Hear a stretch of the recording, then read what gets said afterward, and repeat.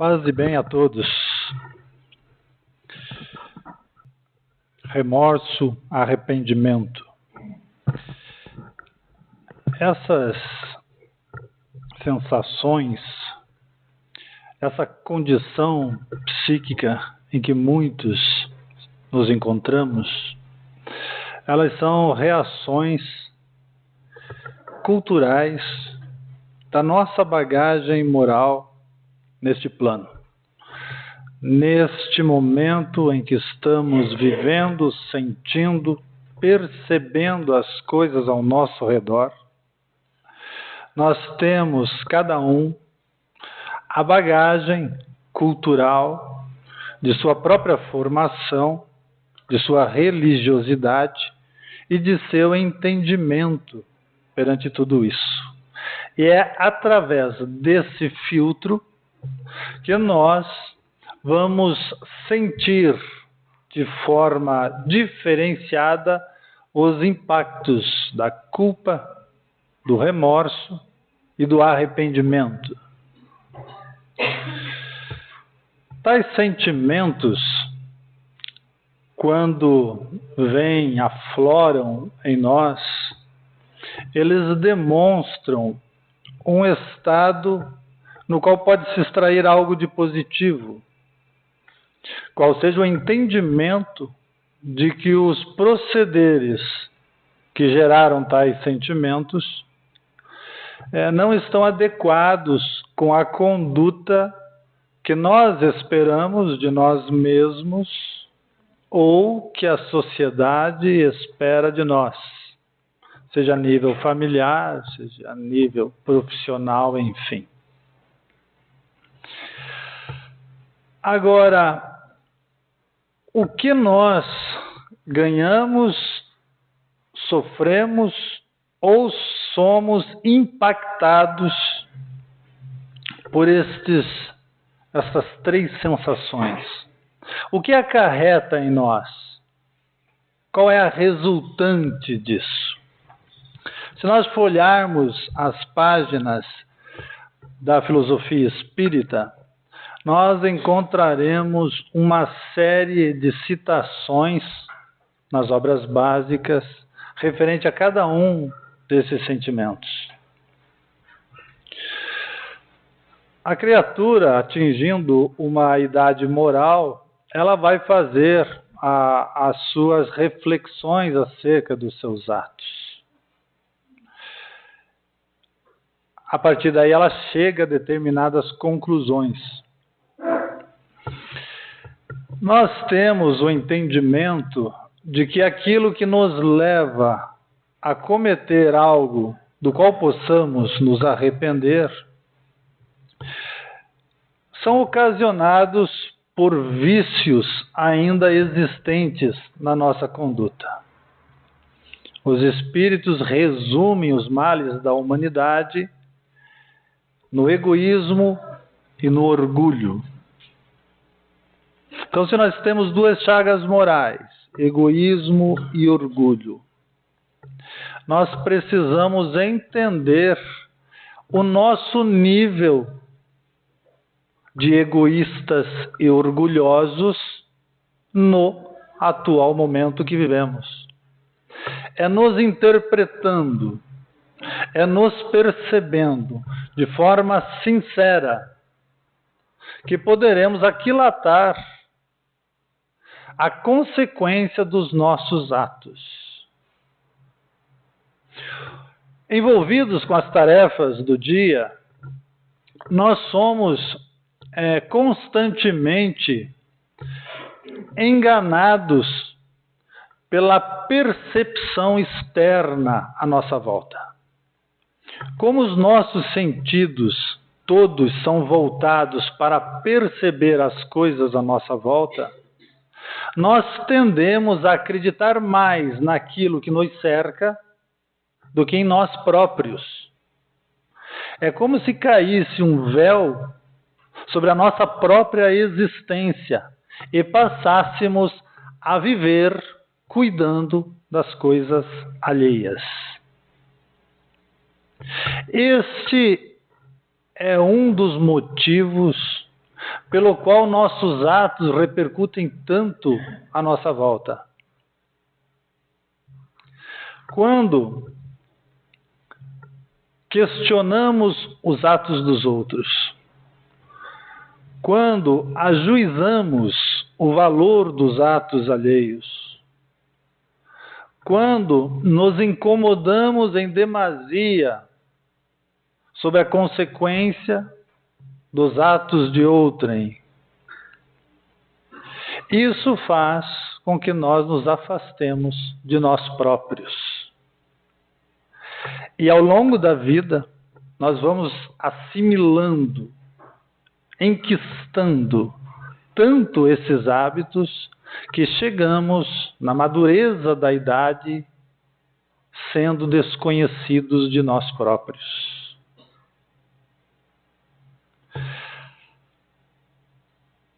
O Espiritismo nos relata, nos convida ao autoconhecimento como ferramenta importantíssima para a nossa evolução.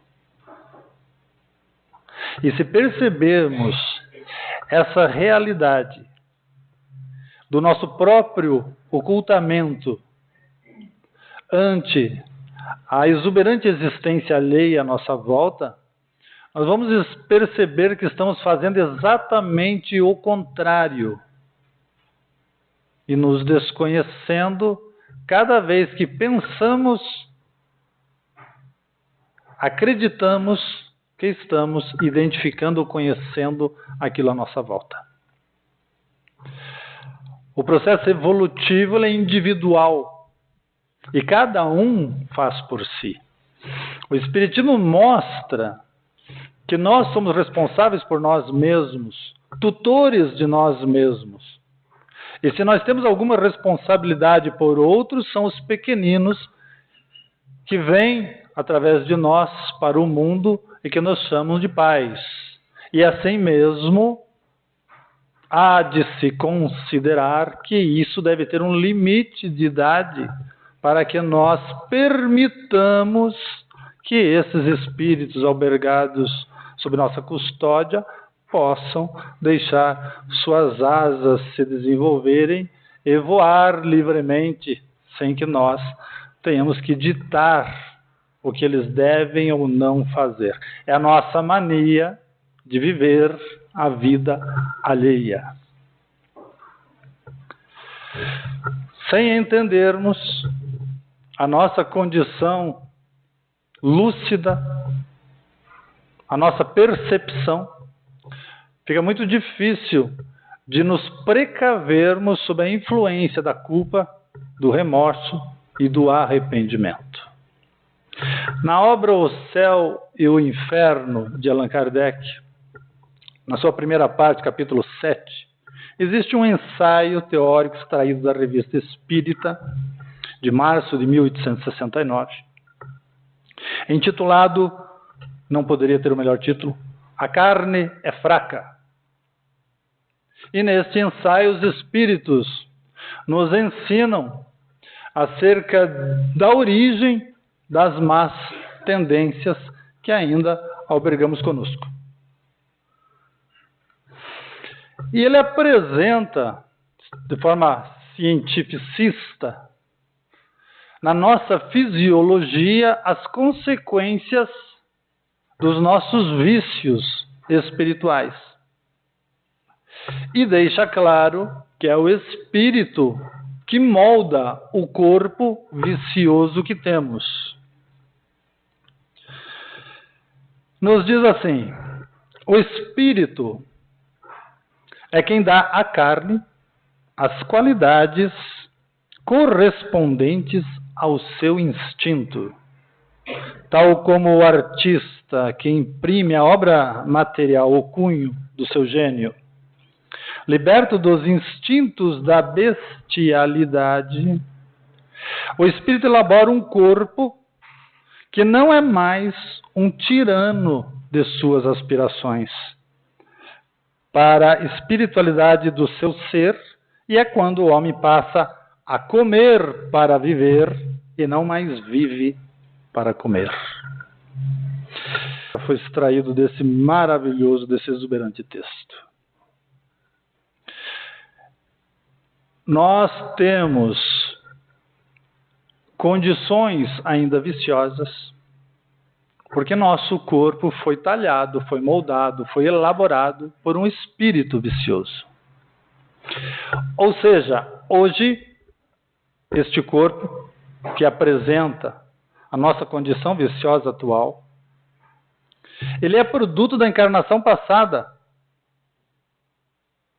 Pois que se é o espírito que molda o corpo, esse processo se deu na espiritualidade. E ele moldou com base em algo, com base na vivência anterior. Portanto, é claro entender que o próximo corpo que teremos está sendo moldado hoje, através da nossa conduta nesta encarnação. Este aspecto deve ser um sinal vermelho aos nossos passos nessa vida. Porque nós seremos amanhã a condição que estamos albergando, anelando, desejando e experimentando nesta encarnação. Consequentemente, se hoje nós somos assim, devemos responsabilizar o único indivíduo responsável por isso, nós mesmos. Cientes disso, nós temos que ter uma certa compaixão para com nossa própria existência. Nós devemos entender que somos pequenos, que temos limitações e que, como o Espiritismo próprio nos elucida, estamos melhorando a cada encarnação. Se devemos ter compaixão, não devemos ter uma acomodação. A compaixão, ela será extremamente útil para aliviar os efeitos da culpa, do remorso, do arrependimento. Se essas três sensações foram úteis para nos dar a ciência de que erramos, elas são extremamente desnecessárias e perniciosas se carregarmos-as durante a nossa transação para o mundo espiritual.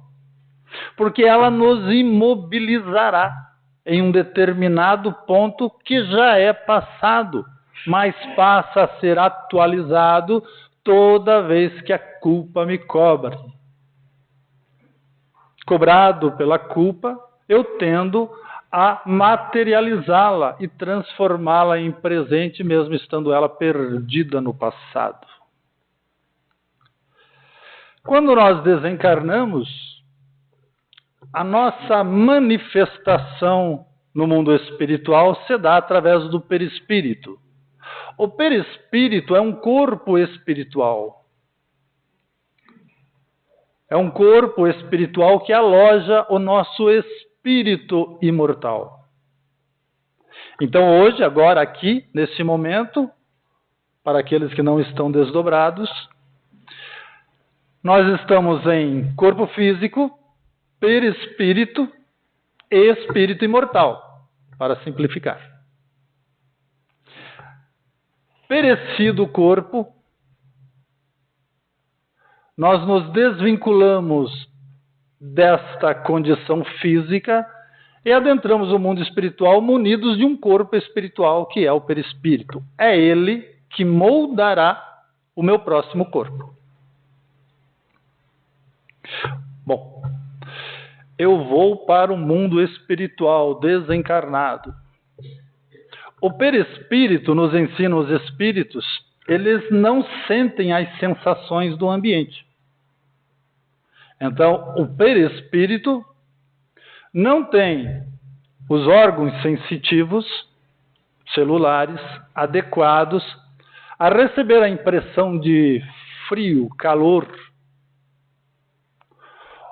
muito menos de interpretar sensações características das necessidades do corpo, como fome, sede. Porém, se vocês lerem as obras espíritas, perceberão que há uma imensidão de espíritos vagando no plano espiritual, sentindo frio, ou sentindo calor, sentindo fome, padecendo de sede. Aos espíritas trabalhadores das casas espíritas e que estão em contato com os espíritos durante as reuniões de mediunismo, com frequência testemunham espíritos nestas condições. Ora, mas Kardec e os espíritos são bastante claros na codificação. O perispírito não sente tais sensações. Como se dá essas sensações? Essas sensações se dão pelo hábito. O hábito que criamos ao longo da nossa existência. A necessidade de comer, a necessidade de beber, a necessidade de se abrigar do frio, do calor. Quando nós desencarnamos, se desencarnamos sem a percepção robusta, o entendimento lúcido da vida espiritual e da condição do perispírito, nós mergulhamos no mundo espiritual acreditando que estamos vivos. Passado algum tempo na erraticidade, o mundo espiritual, nós nos daremos conta que ainda não comemos, que ainda não bebemos. E o nosso hábito vai produzir a sensação de fome, a sensação de sede, por completa ignorância da nova condição em que estamos. Haja visto que muitos espíritos desencarnados nem sabem que estão desencarnados, pois que saindo da vida nós se apresentamos com essa mesma aparência e estamos no mesmo mundo, se acreditando tão vivos quanto aqui estávamos.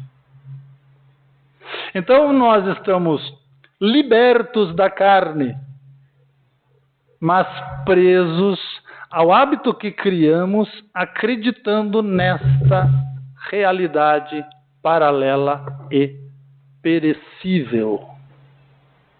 Então, quando nós passamos a estudar a doutrina espírita, a nossa finalidade é reconhecer esta realidade, compreendê-la, fazer posse de tal conhecimento. Porque poderemos entrar numa outra via de percepção, uma via que leva fatalmente a uma condição limitada ante as possibilidades que a vida espiritual oferece. E essa via é aquela via morna de um entendimento parcial e, por assim dizer, habitual e tradicional de uma religiosidade opaca. Ou seja, eu me desloco à casa espírita uma vez por semana para simplesmente cumprir a minha obrigação espiritual.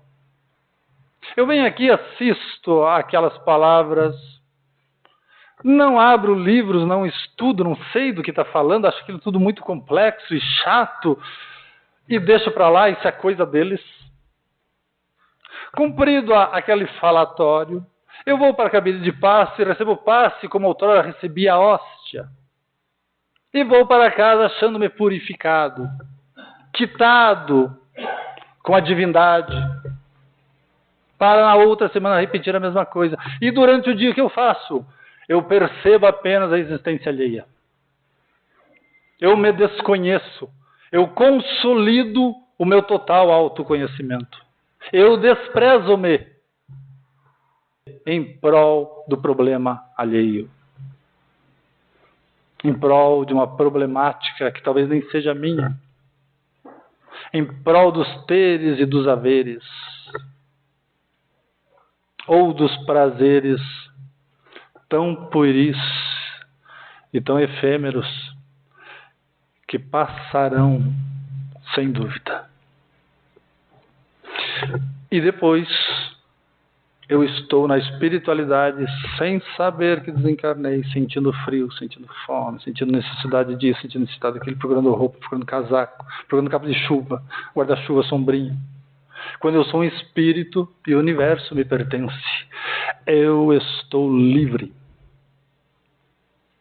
E daí nós chegamos a algumas conclusões. Pode ser que eu não queira estar livre. Pode ser que o frio, o calor, a fome e a sede seja exatamente o que me traz de volta ao mundo. Pode ser que eu goste tanto das sensações de saciar a sede, das sensações de saciar a fome, das sensações de saciar o frio, ou de me refestelar no calor, que faz com que eu simplesmente volte para cá. E se isso estiver acontecendo? Acontecerá simplesmente. E poderão continuar vivendo suas vidas. Não há um castigo do céu para quem cumpre ou não cumpre. Não há esse castigo do céu. Não há esse Deus de braço cruzado, batendo o pezinho, esperando para que nós façamos as coisas certas. Não existe esse Deus. Existe uma força maior que controla todo o universo e que derrama sobre o universo a sua criação, da qual nós fazemos parte, em um mundo previamente regido pela própria vontade desse ser criador, que se chama leis naturais, e dentro dessas leis naturais nós nos movimentamos. E com isso nós nos bastamos para a nossa própria evolução. Basta que olhemos para o lado e façamos as percepções adequadas. E se não fizermos, continuaremos aqui, nascendo, crescendo, desencarnando e prosseguindo. Esta é a lei. Até um dia em que nós venhamos a perceber que para comer o doce eu tenho que pagar o preço da cárie. Que para me agasalhar do frio eu tenho que assistir muito sem agasalho.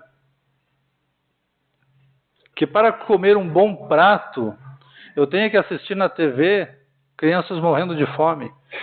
E eu acho tudo isso muito chato e resolva sair desse círculo vicioso em que eu me encontro e partir para a verdadeira felicidade. Aquela felicidade que seres evoluídos, tão repetidamente citados nas religiões, disseram: esta felicidade não é deste mundo.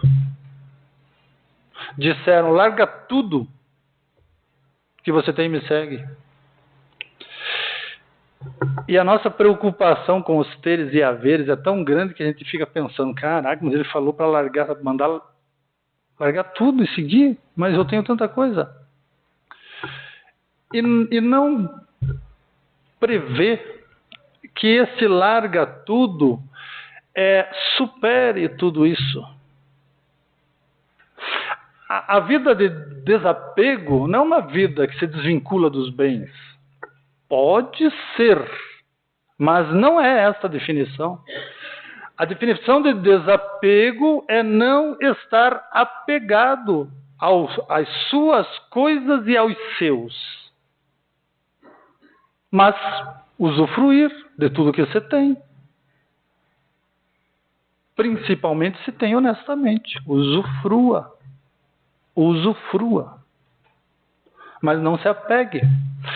E daí existe um exercício fácil demais para saber se eu estou apegado ou não às coisas da minha vida. Eu convido vocês para fazerem agora. Pensem rapidamente. Se a morte os abraçasse agora, poderiam ir e nada que ficou incomodaria vocês? Já devem ter a resposta. Pois bem, aí vocês já têm uma rápida resposta do grau de apego que vocês têm às coisas às suas voltas. E aí um ótimo elemento para refletir, refletir e refletir. E vocês não estão sós. Vocês têm a codificação espírita inteira para apoiá-los. Eu dou até uma dica. Peguem um livro da codificação, qualquer um dos 5, vão atrás no chamado índice onomástico, o nome é bonito. E por letras haverá uma série de verbetes. E vocês pegam ao acaso estes verbetes e procura lá uma palavra desprendimento. Eu não tinha marcado, essa coisa dos espíritos. Desprendimento. Pegou desprendimento, você vai ver quais as páginas em que esta obra específica fala de desprendimento. E olha que coisa incrível, esse é o céu e o inferno. Se você pegar o livro dos espíritos e procurar o verbete de desprendimento, vai ter também. Se você procurar no Evangelho segundo o Espírito, vai ter também. E daí você vai ter nas várias obras citações acerca do desprendimento, ou do que mais vocês quiserem. Eu estou com uma pendência aqui comigo. Ódio, quero saber sobre ódio. Vai no índice onomástico, pegue a palavra ódio em todas as obras e vai lendo o que diz acerca de ódio. E vocês, pelo menos, terão uma resposta mais rápida, segundo a filosofia espírita, daquele acontecimento. Concluindo a minha fala, a culpa, o remorso e o arrependimento, se conduzidos para o plano espiritual, podem trazer uma sobrecarga negativa na qual eu me vejo em um estado de perturbação espiritual. Para concluir, isso estará associado à lei de causa e efeito, que está sendo confundida com a lei de ação e reação, uma confusão indevida.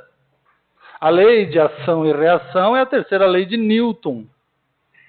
A toda ação há uma reação correspondente. Se atualizássemos isso para o Espiritismo, seria a renovação da lei de Talião, dente por dente, olho por olho, o que é um absurdo. Não existe uma divindade querendo cobrar exatamente o que nós perpetramos aqui. Agora, nós geramos uma causa e a consequência disso é um efeito. E ante a percepção do peso que eu carrego nas costas, eu vou poder escolher em fazer o ressarcimento daquela minha falta através do trabalho ou ficar optando por sofrer ante aquela lembrança daquela ação. E como eu estou no mundo espiritual, o meu desequilíbrio mental vai manejar os fluidos à minha volta, construindo uma paisagem tão infeliz quanto o meu estado mental. A esta paisagem infeliz, construída com o meu próprio desequilíbrio, nós, espíritas, chamamos de umbral, região umbralina. Se vocês forem tentar compreender isso sob uma ótica de uma religião clássica, vocês vão achar o similar do inferno. E daí gerará o pensamento errôneo, que diz, existe um espaço circunscrito chamado umbral, e para lá vão todos os desequilibrados e desajustados. Erro doutrinário. Não existe esse espaço circunscrito e ele não está lá para mandar para lá os desajustados. É a mente em desajuste que, chegando no plano espiritual, cria a sua própria paisagem infeliz. Porque quer, porque ela poderia chegar a uma paisagem feliz. Bastaria que feliz ela fosse. Se vocês acham difícil, lembrem-se, ainda hoje, quantas paisagens infelizes a mente de vocês criou. Se estivéssemos no plano espiritual, acabaríamos sendo arrastados por esse tipo de pensamento, por esse tipo de vibração. Como mudaremos isso? Mudaremos isso se instruindo. Nós temos que sair da fase passiva e entrar na fase ativa, a fase de construir, a fase de movimentar as coisas à nossa volta. E é este convite que nós fazemos neste momento, nesta casa espírita, diante dos espíritos que nos assistem. Eu faço por mim, vocês fazem por vocês, e Deus olha por todos nós. Fiquemos em paz, graças a Deus.